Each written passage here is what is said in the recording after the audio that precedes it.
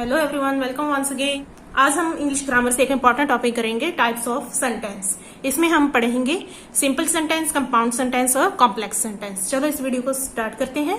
सबसे पहले हम देखते हैं सिंपल सेंटेंस। देखो, सिंपल सेंटेंस में एक तो सब्जेक्ट होगा और एक होगा प्रेडिकेट। ठीक है। और प्रेडिकेट में क्या कुछ होता है, जैसे एक फाइनेट वर्ब होगी, साथ में ऑब्जेक्ट कोई भी और वर्ड है जो वो आ जाएंगे। फॉर एग्जाम्पल, जैसे शी इज अ स्टूडेंट। देखो एग्जाम्पल देखो आप, वह एक स्टूडेंट है। इसमें शी हमारा सब्जेक्ट है, यही काम कर रहा है, तो ये हो गया सब्जेक्ट। और इज अ स्टूडेंट, ये सारा कुछ इसके बारे में बताया जा रहा है, तो ये आएगा प्रेडिकेट की कैटेगरी में। ओके, बिल्कुल सिंपल है। सब्जेक्ट और प्रेडिकेट का कॉम्बिनेशन वो हमारा सिंपल सेंटेंस है। और आगे हमने किया, सिंपल सेंटेंस के जो प्रेडिकेट है उसमें एक फाइनेट वर्ब होता है और अदर वर्ड्स ऐड होते हैं। इसमें अदर वर्ड्स तो आपको पता है, और जो फाइनेट वर्ब है ये क्या है, अब हम इसको भी क्लियर कर लेते हैं। फाइनेट वर्ब वो होता है जो कि पर्सन और टेंस के अकॉर्डिंग चेंज होता रहता है। जैसे अगर हम इस सेंटेंस को ऐसे लिखें, आई एम अ स्टूडेंट, तो यहाँ पे जब पर्सन चेंज हो गया, शी की जगह आई बन गया, तो इज को हमने एम में कन्वर्ट कर दिया। ठीक है। अगर इसका टेंस चेंज करते, शी वॉज अ स्टूडेंट, अब देखो तो टेंस प्रेजेंट से हमने पास्ट किया है, तो इज को हमने वाज में कन्वर्ट कर दिया। इट मीन्स जो ये वर्ब्स हैं ये पर्सन और टेंस के अकॉर्डिंग चेंज होती रहती है, इसलिए इनको फाइनेट वर्ब्स कहा जाता है। और सिंपल सेंटेंस में एक सब्जेक्ट होगा और एक फाइनेट वर्ब होगी, और उन दोनों का कॉम्बिनेशन मिलके सेंटेंस क्रिएट करेगा। इसको सिंपल सेंटेंस की कैटेगरी में रखा जाता है। जो सिंपल सेंटेंस है वो दूसरे टाइप्स की तुलना में सबसे इजी है। ओके, आगे हम देखते हैं इसको सेकेंड टाइप। देखो, सेकंड टाइप है कंपाउंड सेंटेंस। कंपाउंड सेंटेंस कौन से होते हैं? सेंटेंसेस का टॉपिक करने के लिए हमें क्लाउजेस के बारे में जानकारी होनी जरूरी है, इसलिए पहले आप क्लाउजेस का टॉपिक अच्छे से देख लो, फिर भी एक बार मैं इसमें बता रही हूँ आपको। कंपाउंड सेंटेंस कौन से होते हैं? देखो, इसमें है more than one main clause. इसमें मेन क्लॉज एक से ज्यादा होंगी, ज्वाइंड बाय कोऑर्डिनेट कंजक्शन, और ये कोऑर्डिनेट कंजक्शन के द्वारा जुड़े हुए होंगे। इनके एग्जाम्पल की हेल्प से देखते हैं। She worked very hard but she could not get good marks. उसने बहुत मेहनत की लेकिन उसको अच्छे अंक प्राप्त नहीं हुए। देखो, इसमें दो पार्ट हैं सेंटेंस के। She worked very hard but she could not get good marks. इसमें हमने कहा है कि एक से ज्यादा मेन क्लॉज होंगी। मेन क्लॉज क्या होती है? सेंटेंस का वो पार्ट जो अपने आप में अपना कंप्लीट मीनिंग दे रहा हो। जैसे शी वर्कड वेरी हार्ड, उसने बहुत मेहनत की। देखो, ये अपने आप में कंप्लीट है।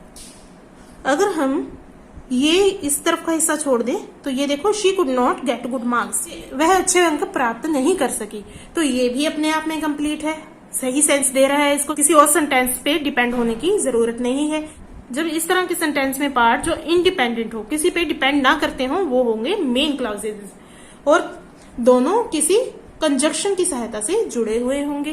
तो इस सेंटेंस में हमारे पास एक क्लॉज तो ये है और दूसरी ये है, और दोनों क्लॉजेज ही इंडिपेंडेंट है, इसलिए इनको कंपाउंड सेंटेंस की कैटेगरी में रखा जाता है।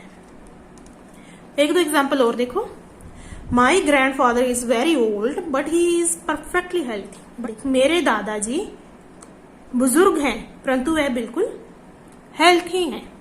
इसमें भी दो पार्ट होगी सेंटेंस के, ये सेकंड पार्ट हो गया। अब देखो, दोनों पार्ट हैं वो अपना मीनिंग खुद दे रहे हैं या उनको दूसरे सेंटेंस की जरूरत है। इसको अगर छोड़ दें, इस तरफ के सेंटेंस को, माई ग्रैंडफादर इज वेरी ओल्ड, बुजुर्ग है, ठीक है, क्लियर है हमें sentence. He is perfectly healthy, he is वो बिल्कुल स्वस्थ है, तो इट मीन्स दोनों पार्ट का अपना मीनिंग है। इनमें किसी को एक दूसरे पे डिपेंड करने की जरूरत नहीं है। अगर इस सेंटेंस को हम दो पार्ट में लिखें, माई ग्रैंडफादर इज वेरी ओल्ड, इसकी सेंस कंप्लीट है। ही इज परफेक्टली हेल्थी, वो पूरी तरह स्वस्थ हैं। दोनों सेंटेंस अपने आप में कंप्लीट सेंस दे रहे हैं। इनको प्रिंसिपल या मेन क्लॉज की कैटेगरी में रखा जाता है। कंपाउंड सेंटेंस की यही पहचान है कि दोनों मेन क्लॉज होंगे और एक कंजक्शन के द्वारा जुड़े होंगे, तो वो हमारे कंपाउंड सेंटेंस की कैटेगरी में रखे जाएंगे। और एग्जाम्पल देखो, you will have to play well और you will not win this match. तुम्हें अच्छा खेलना होगा, खेलना पड़ेगा, और you will not win the match, या फिर तुम मैच नहीं जीतोगे। इसमें भी दोनों देखो कंप्लीट है, अच्छा खेलना पड़ेगा, मैच नहीं जीतोगे। इसमें किसी और सेंटेंस की जरूरत नहीं है, ये दोनों अपने आप में कंप्लीट है और ये एक कंजक्शन और के द्वारा जुड़े हुए हैं, तो ये कंपाउंड सेंटेंस की कैटेगरी में रखे जाएंगे। जब मैं इसको सीख रही थी तो मेरे टीचर ने मुझे एक फॉर्मूला बताया था, वो फॉर्मूला मैं आपको बताती हूँ। इसमें उन्होंने हमें शब्द दिए थे fan boys.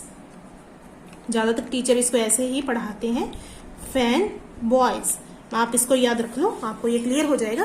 Fan boys, F से फोर, ए से एंड, एन से नोर, बी से बट,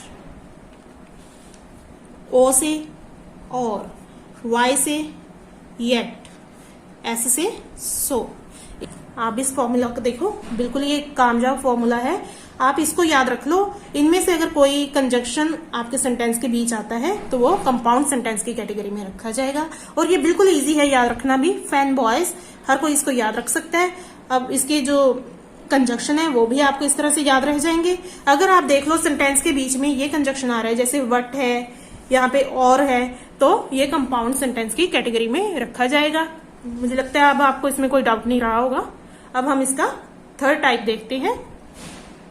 इसका थर्ड टाइप देखो, कॉम्प्लेक्स सेंटेंस। कॉम्प्लेक्स सेंटेंस क्या होते हैं? देखो, इसमें एक मेन क्लॉज होगी और एक सबऑर्डिनेट क्लॉज। देखो, मेन क्लॉज आपने देख लिया कंपाउंड सेंटेंस में, वो क्लॉज जो किसी पे डिपेंड नहीं। सबऑर्डिनेट क्लॉज वो क्लॉज होती हैं जिसको अपना मीनिंग क्लियर करने के लिए दूसरे क्लॉज की जरूरत पड़ती है। For example, I know why she said so. मुझे पता है कि उसने ऐसा क्यों कहा। अब देखो, इसमें दो पार्ट बन रहे हैं हमारे पास। आई नो, ये first, why she said so, इसका अपना सब्जेक्ट है, वर्ब है, यहाँ अपना सब्जेक्ट और वर्ब है, इसलिए ये दो पार्ट है हमारे पास। आई नो, मैं जानता हूँ, ये कंप्लीट है। देखो, लेकिन जो सेकंड पार्ट है, वाई शी सेड सो, उसने ऐसा क्यों कहा, तो ये हमारी सबऑर्डिनेट क्लॉज है, क्योंकि इसको इसकी जरूरत है। और देखो example, As it was very cold last night, I had to use a blanket. अब इस सेंटेंस में देखो, एक पार्ट ये रहा, I had to use a blanket. First part, ये सेकंड पार्ट। अब इसमें देखो, जैसे कि कल रात बहुत ठंड थी और मुझे ब्लैंकेट यूज करना पड़ा। अब इसमें देखो, मुझे ब्लैंकेट यूज करना पड़ा, ठीक है, ये क्लियर है। ये हमारी मेन क्लॉज होगी, क्योंकि इसमें हमें मीनिंग क्लियर करने के लिए दूसरी क्लॉज की कोई जरूरत नहीं है। लेकिन जो हमारी ये ऊपर का पार्ट है, as it was very cold, जैसे कि रात बहुत ठंड थी, तो क्या, अगर रात ठंड थी, इट मीन्स हमें मीनिंग क्लियर करने के लिए दूसरी क्लॉज की जरूरत है, इसलिए हम इसको सबऑर्डिनेट क्लॉज की कैटेगरी में रखते हैं। अब आपको क्लियर हो गया होगा कि मेन क्लॉज और सबऑर्डिनेट क्लॉज क्या होती है। जो हमारा कॉम्प्लेक्स सेंटेंस होगा उसमें एक मेन क्लॉज होगी और एक सबऑर्डिनेट क्लॉज होगी, और जिस सेंटेंस में इस तरह की आपको कंडीशन मिले उसको आप कॉम्प्लेक्स सेंटेंस की कैटेगरी में रखोगे। एग्जाम में आपको सेंटेंस से रिलेटेड ऐसे क्वेश्चन पूछे जाएंगे कि जैसे आपको सेंटेंस दे दिए गए होंगे, उसमें पूछा जाएगा कि इसमें सिंपल सेंटेंस कौन सा है, कंपाउंड सेंटेंस कौन सा है और कॉम्प्लेक्स सेंटेंस कौन सा है। अब आप इनमें डिफरेंस कैसे करोगे? सिंपल सेंटेंस तो आपको देखते ही पता चल जाता है, सिंपल है, एक सब्जेक्ट है, एक वर्ब है, वो सिंपल है। अब जिस सेंटेंस में दो सब्जेक्ट या दो वर्ब्स आ जाते हैं, उसमें आप दो या दो से ज्यादा वर्ब्स आ जाते हैं, उसमें आप कंफ्यूज हो जाते हो, तो उसमें हमारा मेन फॉर्मूला तो वो फैन बॉयज को ही अगर आप याद रखो। अगर फैन बॉयज रिलेटेड कंजक्शन है तो वो कंपाउंड सेंटेंस है, अगर उससे रिलेटेड कोई कंजक्शन इसमें नहीं है तो उसको आप कॉम्प्लेक्स सेंटेंस की कैटेगरी में रख दो। इस तरह से आपको कोई कंफ्यूजन नहीं रहेगी। कंसेप्ट को और क्लियर करने के लिए मेरे पास ये 3 सेंटेंस है, तीनों अलग अलग कैटेगरी के हैं, इनको एक बार कर लेते हैं, कोई डाउट नहीं रहेगा। You have to play really well to win this match. You will not win this match unless you play really well. You will have to play really well or you will not win this match. अब देखो बात तो एक ही है, इसको कहा अलग अलग तरीके से गया है। अब मैं आपको हिंदी में बताती हूँ इसको। इस मैच को जीतने के लिए आपको अच्छा खेलना होगा। देखो सिंपल तरीके में बात कह दी, ठीक है। ये क्या हो गया हमारा सिंपल सेंटेंस है, देख के पता चल रहा है आपको। आप मैच नहीं जीतोगे, यहाँ पे एक पार्ट ये बन गया, unless you play really well, तो दूसरा पार्ट ये हो गया। अब एक सेंटेंस और देखो, फिर मैं आपको इनमें डिफरेंस बताती हूँ। You will have to play really well और you will not win this match. इसमें भी देखो दो पार्ट आ गए है ना, जैसे हमने पहले किया है। आप मैच नहीं जीतोगे जब तक आप अच्छा नहीं खेलोगे। और इसको पढ़ो, you will have to play really well, आपको अच्छा खेलना होगा। You will not win the match, आप मैच नहीं जीतोगे। ये जो सेंटेंस है इसमें दोनों जो पार्ट है इनका मीनिंग क्लियर है, ठीक है। और ये किससे जुड़े हुए हैं? और कंजक्शन से।